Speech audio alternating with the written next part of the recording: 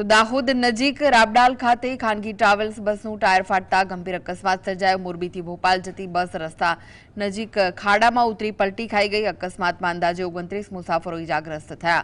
5 108 એમ્બ્યુલન્સની મદદથી ઘાયલોને સારવાર માટે હોસ્પિટલ ખસેડવામાં આવ્યા। પોલીસ, ફાયર અને હાઈવે ઓથોરિટી સહિતની ટીમ ઘટના સ્થળે પહોંચી અને કાર્યવાહી હાથ ધરી છે।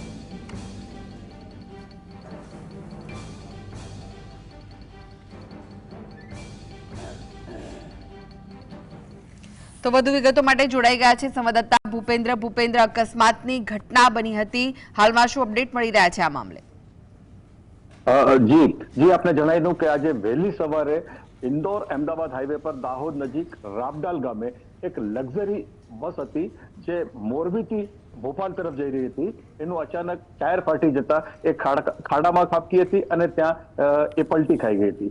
એ બસની અંદર સવાર જાણવા મળ્યું છે એના પ્રમાણે એમ કહી શકાય કે 29 લોકો ઇજાગ્રસ્ત થયા હતા। આ અકસ્માત થતા બૂમાબૂમ થઈ ગઈ હતી। બૂમાબૂમ સાંભળીને આસપાસના જે લોકો હતા ત્યાંના સ્થાનિકો એ ત્યાં દોડી આવ્યા હતા અને તે રેસ્ક્યુ કરવાની કાર્યવાહી હાથ ધરવામાં આવી હતી।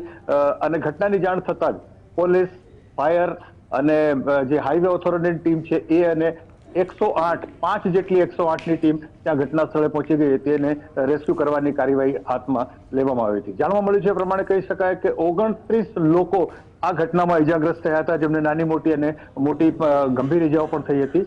જેમાં જે નાની મોટી જેમને ઇજા થઈ હતી એમને સારવાર કરીને મોકલી દેવામાં આવી છે, પરંતુ જે લોકોને ફ્રેક્ચર થયા હોય કે મોટી ઇજા થઈ છે એ લોકોને હાલ પણ હોસ્પિટલમાં રાખવામાં આવ્યા છે। આગળની જે કાર્યવાહી છે પોલીસ દ્વારા હાથમાં લેવામાં આવી છે। જી ભૂપેન્દ્ર, 29 જેટલા લોકો ઘાયલ થયા હતા, શું કોઈની હાલત ગંભીર છે ખરી આ અકસ્માતમાં? ના, એ ખૂબ ગંભીર હોય એવું તો જાણવા મળ્યું નથી, પણ હા એકાદ બે લોકોને જે ફ્રેક્ચર આવ્યા છે અને એકાદ બે લોકો જે બેભાન થઈ ગયા હતા એ લોકોની હાલ ઈજા જે સારવાર છે એ ચાલી રહી છે। જી આભાર ભૂપેન્દ્ર, માહિતી